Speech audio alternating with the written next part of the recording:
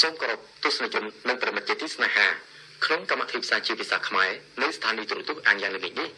ថ្ងៃអាទិត្យទី23ខែសីហាឆ្នាំ2015ត្រូវនឹងថ្ងៃ9កើតខែស្រាប់ឆ្នាំមមេសតស័កពុទ្ធសករាជ2559កម្មវិធីថ្ងៃនេះរួមមានម៉ោង 19:05 នាទីនៅទីកុមារម៉ោង 16:15 នាទីប្រកាសក៏បីដឹងម៉ោង 16:20 នាទីនៅទីព័ត៌មានម៉ោង 16:45 នាទីនៅទីសិល្បៈ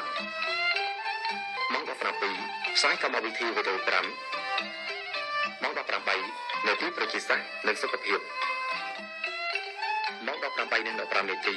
នៅទីល្ខោនបាសាក់ពីខាងដើមនៃរឿងជួយថាបងពងភិរុន